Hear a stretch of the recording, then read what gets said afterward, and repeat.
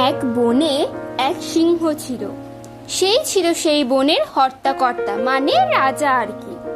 বনের সব পশু পাখি তাকে যেমন ভয় পেত তেমন মান্যও করত।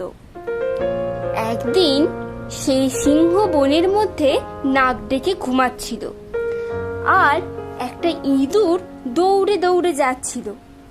ইঁদুরের দৌড়ানোর চোটে শুকনো পাতায় মজমজ শব্দ হচ্ছিল, ফলে সিংহের ঘুম তো গেল ভেঙে। আরামের ঘুম ভেঙে যাওয়ায় সিংহ ভীষণ রেগে গেল। সে খপ করে ইঁদুরকে ধরে ফেললো। ভয়ে তো ইঁদুর প্রায় আধমরা। ইঁদুর সিংহকে অনেক কাকুতি মিনতি করে বলল, সিংহ মশাই, আমাকে ছেড়ে দিন, আমি আপনার ইঁদুরের এই কথা শুনে সিংহ রাগের বদলে হো হো করে বন কাঁপিয়ে হেসে উঠল। হো করে বন তারপর ইঁদুরকে বলল, ইঁদুর আমার কি উপকার করবে? যা, তোকে ছেড়ে দিলাম, আর কখনো আমাকে জ্বালাতন করবি না। সিংহের কবল থেকে ছাড়া পেয়ে ইঁদুর হাঁপ ছেড়ে বাঁচবে। ইঁদুর হাঁপ ছেড়ে দিকে একদিন হয়েছে কি, একদল শিকারী ওই বনের মধ্যে এসেছিল শিকার করতে। তারা রাজামশাই মানে ওই সিংহকেও রেহাই দিল না।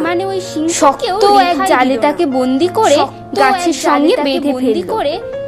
সিংহ বাঁধন ছেড়ার কত চেষ্টা করলো, কিন্তু তার তর্জন গর্জনে সার হলো।